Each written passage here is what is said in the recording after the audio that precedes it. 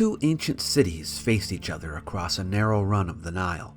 If you want to know how Egypt became Egypt, this is where to stand. On the east bank, Nekheb, known today as Elkab, is a rare provincial city that lets the past speak in the first person, in the form of autobiographies in rock-cut tombs. Here, a sailor narrates the story of Egypt's war against the Hyksos, and how the new kingdom, the Egyptian Empire, was founded. Across the water, Nekhen, known to the Greeks as Hierakonpolis, now completely abandoned, was the first city Egypt ever had. It was here that kingship first began, where a giant monument older than the pyramids stands, and where the famous Narmer Palette was discovered. The site is generally off limits to the public, and archaeologists are currently working there, but we got special permission to enter, and I will show you things you have never seen before. In one video, you can watch Egypt's state form on one bank, and that state become an empire on the other.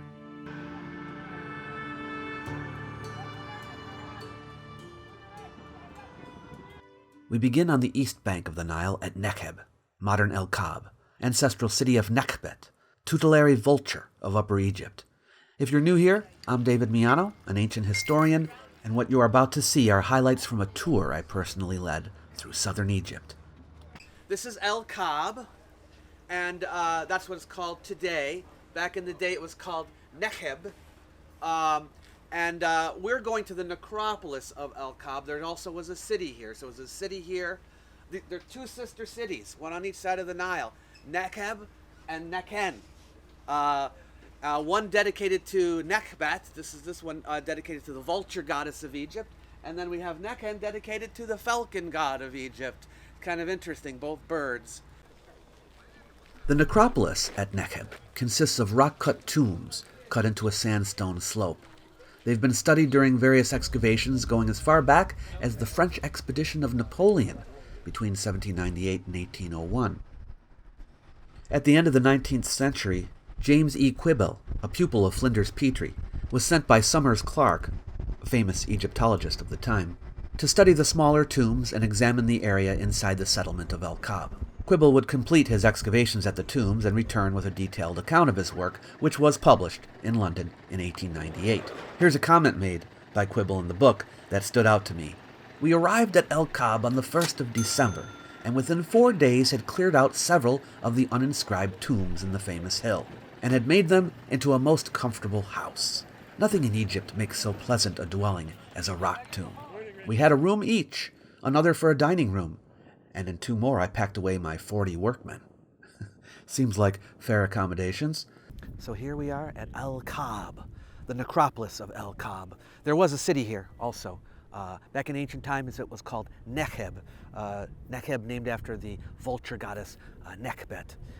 But here at the necropolis we have a bunch of rock cut tombs, and there's so many cool things inside these tombs. But what I want to show you especially is the tomb of a soldier that worked for the pharaoh Ahmose the First, the founder of the 18th dynasty, but also the founder of the new kingdom, when Egypt was reunited again after the time of the Hyksos. So let's go up there and check it out.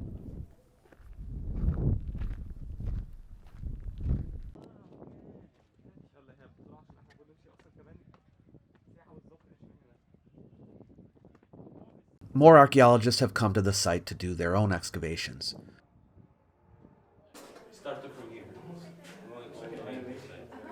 So here we are inside the tomb of Ahmose, and you can see here his story. This is his autobiography, which we've seen in tombs before. This tomb was actually made by his grandson Paheri for him.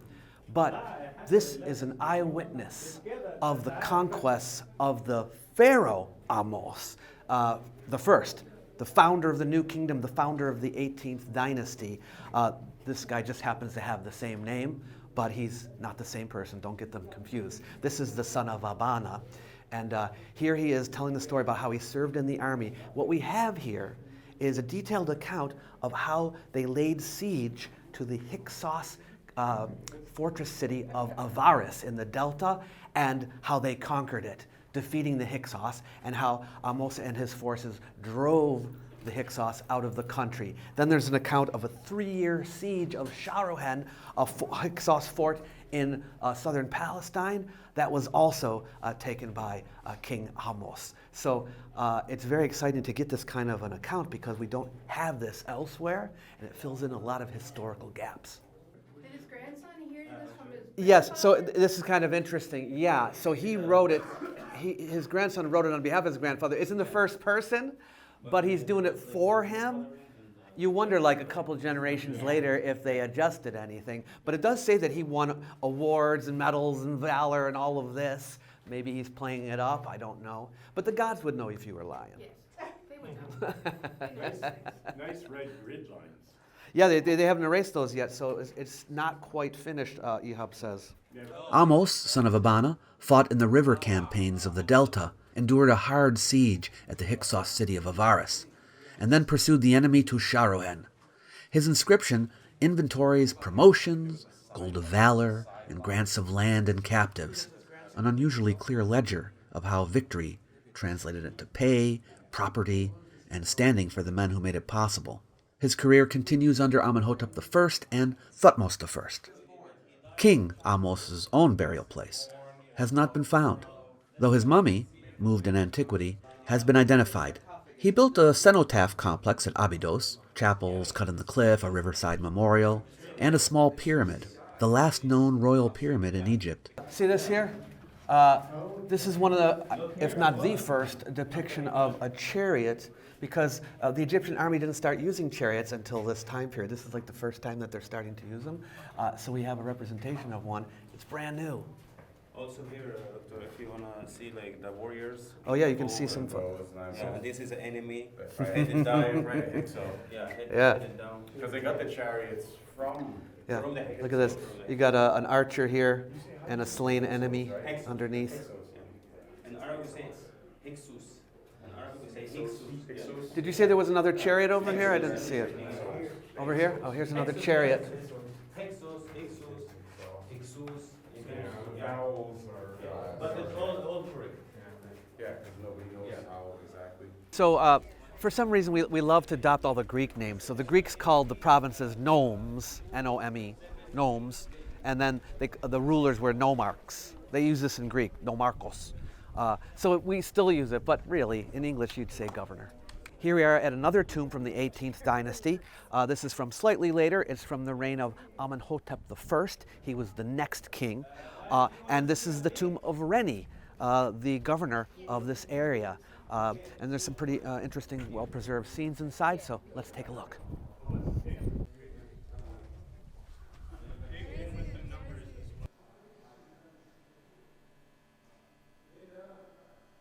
In Reny's tomb, you can see a depiction of the harvest, showing people carrying grain and plowing fields. As is common with tombs, there are scenes of the offerings being brought. You can see the couple here, Reny and his wife, sitting before an offering table with all kinds of wonderful things.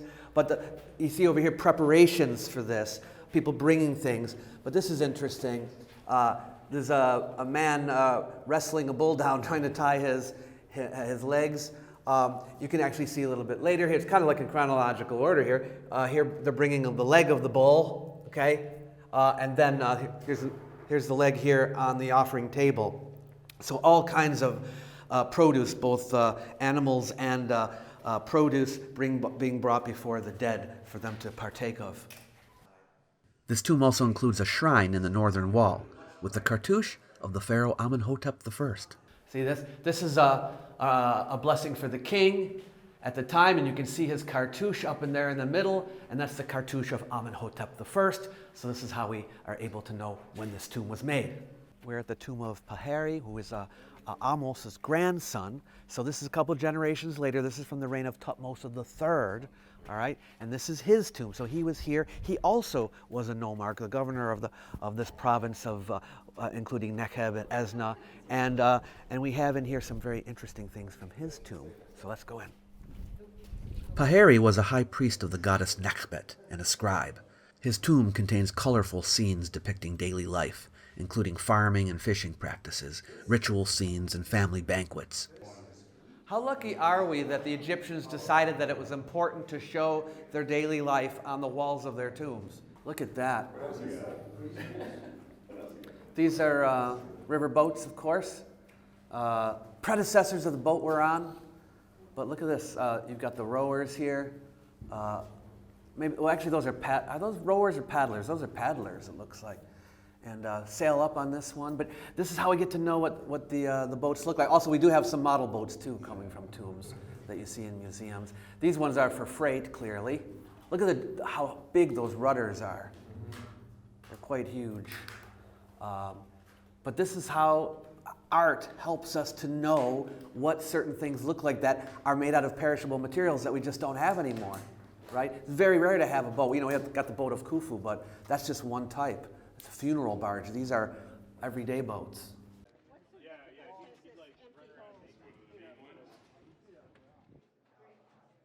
In the tomb of Setau, high priest of Nekhbet, the west wall preserves images and texts tied to the Hebsed festival, the 30-year rejuvenation of rule celebrated in year 30 of Ramses III, around 1156 BCE, which apparently Setau oversaw.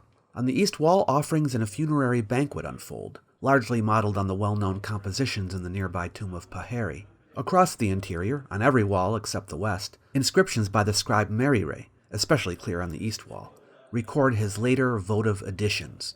Setau had summoned him from Esna to inscribe, quote, his monument in year 4 of Ramses IX, around 1126 BCE.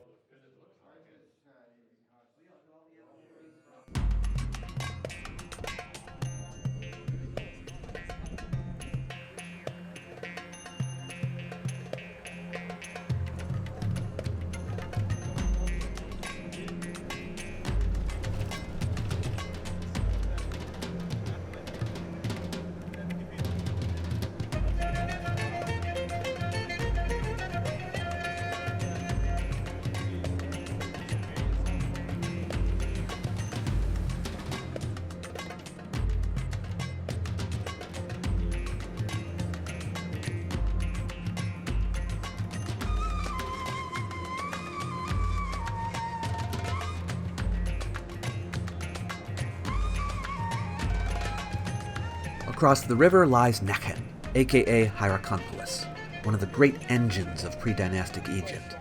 Here, centuries before pyramids, Egyptian society scaled up. Craft specialization, monarchical government, monumental architecture, the beginnings of writing, and the language of kingship all crystallized in concert there. To get to Nekhen, we had to drive, but on our way we picked up archaeologist Osama Esmail Ahmed, who oversees the work at Edfu. He knows a lot about the site of Nekhen and agreed to show us around.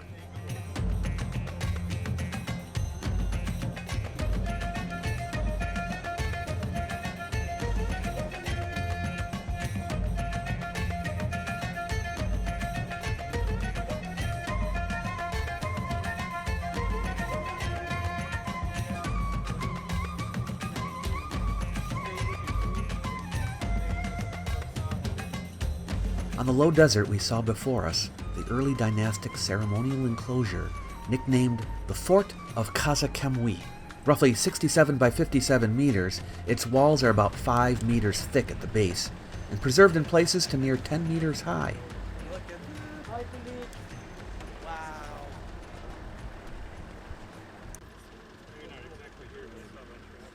We are here where it all began. The birth of Egyptian civilization. I'm not exaggerating here, folks, because we're at the site of Nekhen, which was where the very first known Egyptian city emerged. Yeah, we're talking about urbanization here, a huge city. Now, people were living here a lot longer before that. They were here since at least 4500 BCE or so, maybe even back to 5000 BCE in the Badarian period. We have evidence of people here. But it picked up over the centuries. Gradually this village grew and grew and grew. When you get to about the fourth millennium, you're talking about 37 to 3500 BCE. It was at its largest territorial extent, and it probably turned into a city somewhere between 33 and 3100 BCE. Anything before 3000, you are like this is one of the earliest cities in the world, okay? But for Egypt, it was the earliest city that we know of. And what makes this city famous is that we have found here evidence that Narmer himself may have lived here. The first king of the very first dynasty, you know the famous Narmer Palette? It was found here at Nekhen. And that may indicate that he and several other early rulers of Egypt, the one who first got things together, were actually residing here. This was an important royal territory in the pre-dynastic and early dynastic periods. We also know a little bit about Nekhen's rivalry with nearby Abydos, because we have found on a knife handle from Gebel al-Arak, it's in the Louvre now, depiction of a war that took place between the two places. And this was part of the whole unification process at the beginning, but ultimately Abydos is going to take center stage. This fort from Khasekhemwy, the second dynasty, 2700 BC, belonged to the king of Khasekhemwy, the end of king of the second dynasty of ancient Egyptian. So that very important, this fort from the free-standing building stay in the world now. No building older than this building in the world, this still in the world now in this condition.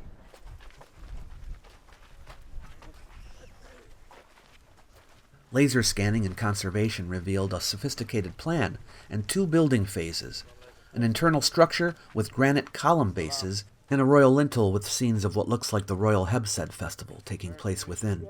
The structure may have been used for that festival, or to celebrate the king's unification of the two lands after a civil war. Thus, although fortified, it does not actually have a military function, despite its nickname, but was rather a space for royal performance, part of the same family of royal enclosures known at Abydos that anticipate the formalized stone complexes of the Old Kingdom. In fact, Khasekhemwy has another building of this type at Abydos, called Shunet es-Zabib, which is even bigger. These two structures, plus an immense desert tomb, make Khasekhemwy the first great monumental builder in Egyptian history. Originally, did they go higher? Yes. No, because higher like a dome, don't flat it. Yes. And the Hebsed, the king, take 30 years to become ruled as a king. After that, you must be renewed the vitality or the power and become like a bull. And all the people is here, they are see the king is a power, have a power. For how do the people know the king have a power? You can running from the all this side and fighting the bull, and when they kill the bull, become victor, become ruled all of Egypt and Upper and Lower Egypt.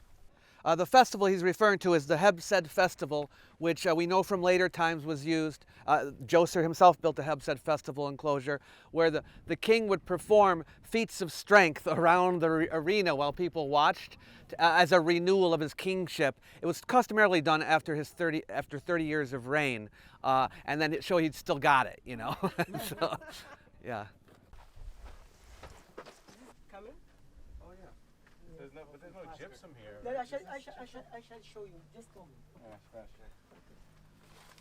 This same facade was used at Saqqara with Djoser's Hebsed enclosure. Become very, very good scenes to see the sun and make a shadow and make when you come the sun. Were these smooth? Smooth, yes. Smooth, yeah. Are smooth. These are plastered smooth when they were finished. You can little see traces because this is oldest. You can little traces from the Egyptian. You can look here. Oh yeah, you can see the outside kind of there. Yes. Yeah. See a little bit of the outer plaster left. Yes. This here is plastered from the all of the niches from the fort. Yes. Mm-hmm. And this is another enclosure to protect. He's talking about a possible civil war between Horus followers who lived here and Seth followers who lived further to the north, and they would fight each other around this time, and this outer wall may have been used for defensive purposes. Will we go by it?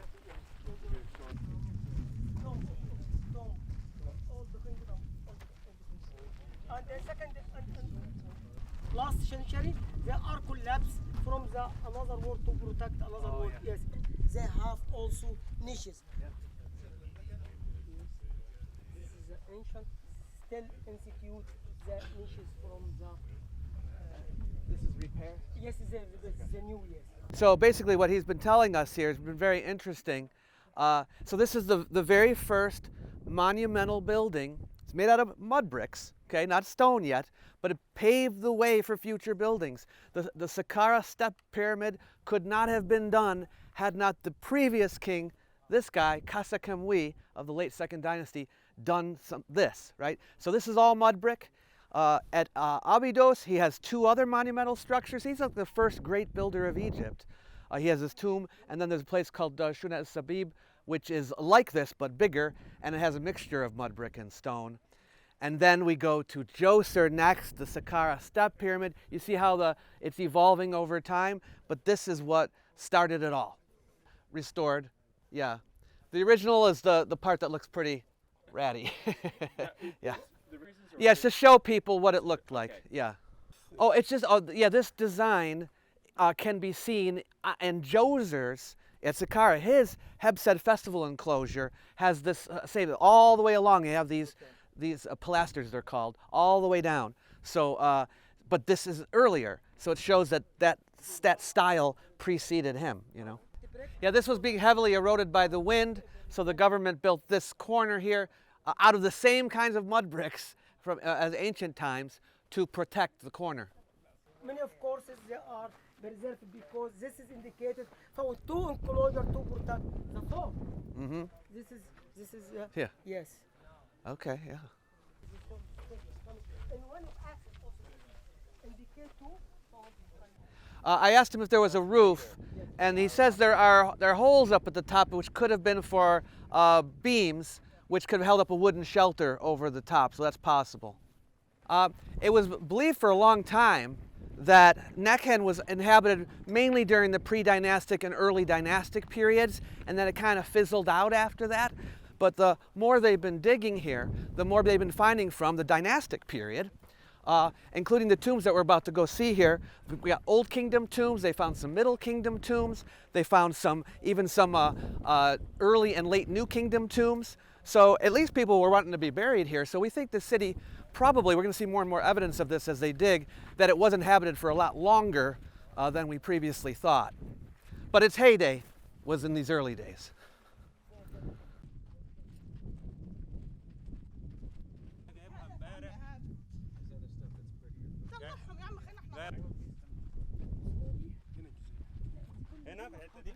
Here, follow these paths. There are priests here from the god of Horus Nekhen. A priest of Horus's tomb here from the first intermediate period. Yes, Horus stand from the Old Kingdom, and this is tomb also in Old Kingdom as Osiris from the Nile Bibi and become in the first, second, intermediate period. Okay. There's some interesting art in this tomb showing a boat, and he says that there's a guy that was looking a little too close at a crocodile on the boat, and they're pulling him back. So that's what. Yeah. Okay. The bodies, they put the body. We're gonna see that next. I think that's they put the bodies in.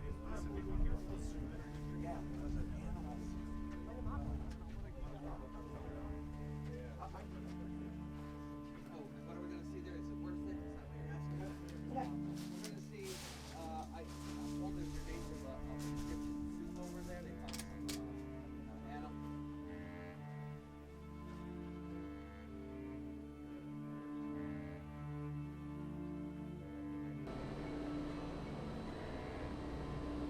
People started settling here at least as early as around 4500 BCE. By about 3400, it started urbanizing.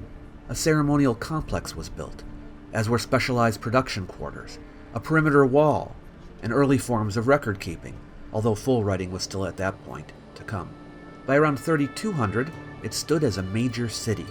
It's hard to imagine that by looking at it now, but archaeological investigation has revealed much, and there is much more to be revealed. Up there on the sandstone Inselberg is a group of dynastic rock-cut tombs of local officials.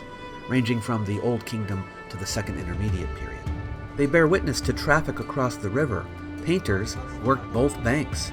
And yes, although people still lived here in that period of time, it was during the course of the Old Kingdom that Nekhen began losing its population to its sister city Nekheb across the river.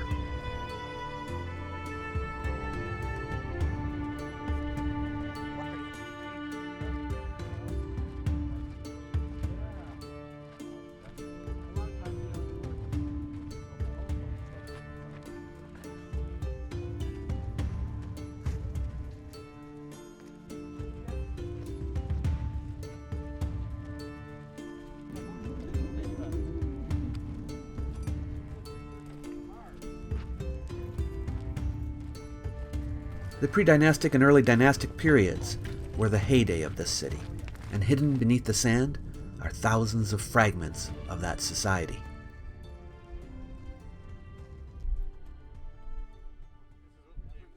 This as a factory for what? Factory from the beer. Yes. Oh. He's just showing us this place here. This is where they produced beer industrially about 3300 BCE or so. This is the world's oldest known beer factory. They found a huge vat in here, evidence for fire that they were cooking it on, and the residue they examined scientifically, determined it's beer. So this is like 5,300-year-old beer. And at Nekhen, they estimate that they were able to produce 300 gallons of beer per day if they wanted to.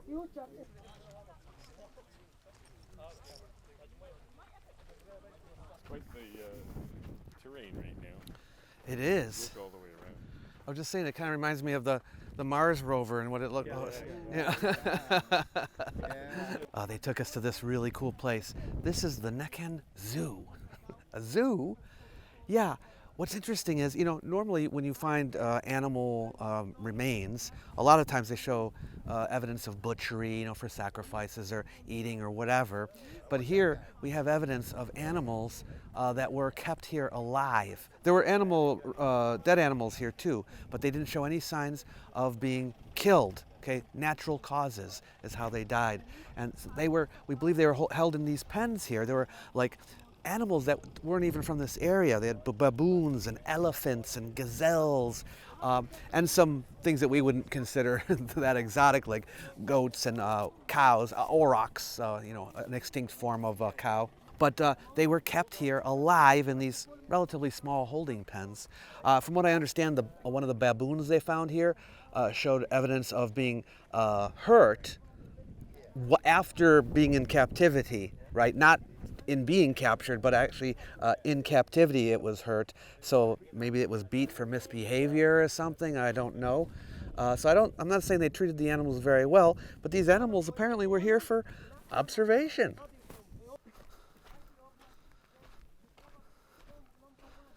There's another interesting phenomenon here about animals, and that is some people's tombs, so they were interred with their animals, like they'd be buried with their animals.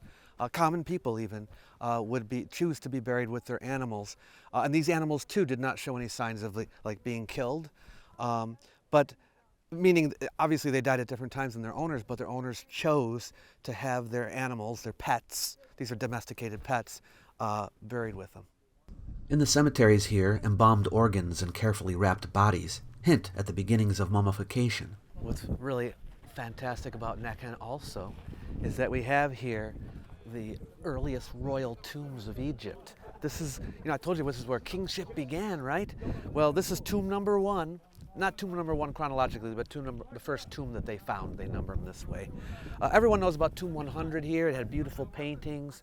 The paintings have been taken away, but this is one of the tombs. These are pre-dynastic royal tombs. These are tombs from before the first dynasty. This is how it all got started, folks, and we're looking at where the first kings of Egypt were interred. Before there was writing, the royal tombs of Nekhen preserved a picture of what pre-dynastic times were like, with their paintings. Painted tomb 100, dated to the Naqada II period around 3500 BCE, bears flotillas of boats, dancers, hunts, and conflict scenes in red, black, and white on plastered brick.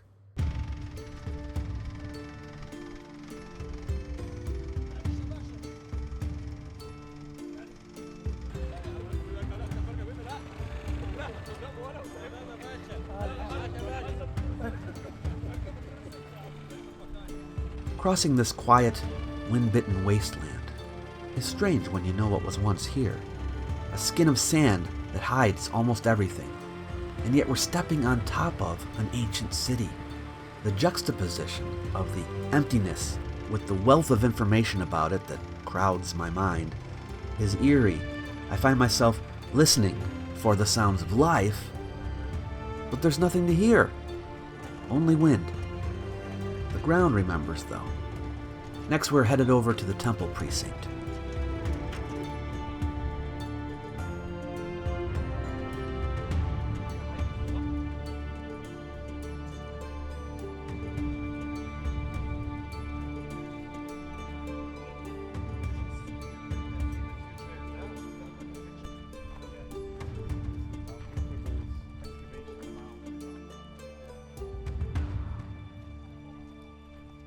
This whole grassy area here was part of Nekhen, and it used to all be connected, but now it's separated. It actually got separated by farmland in the classical period, in the Greco-Roman period, and it's been separated ever since, but this was once contiguous with the rest of it.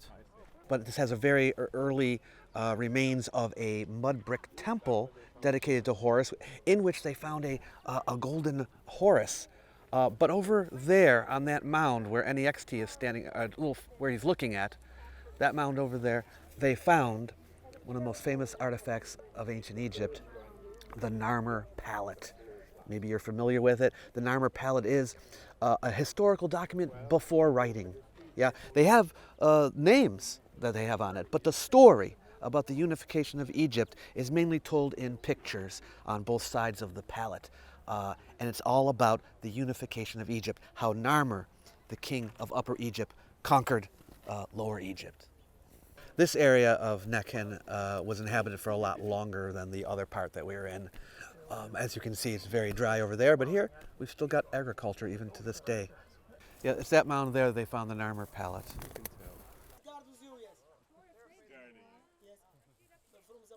Along with the Narmer Palette, the remains of the Temple of Horus here turned up the Narmer mace head and the mace head of King Scorpion II, who ruled in the pre-dynastic period before Narmer. All three of these fabulous artifacts were found by James Quibble, the fellow I was telling you about earlier.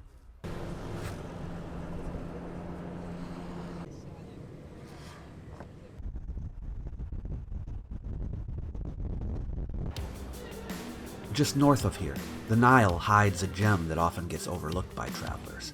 Waiting at Esna is the Temple of Khnum, where conservation work is revealing what the original colors of the temple were. After the windswept silences of Nekhen, Esna is pure visual music.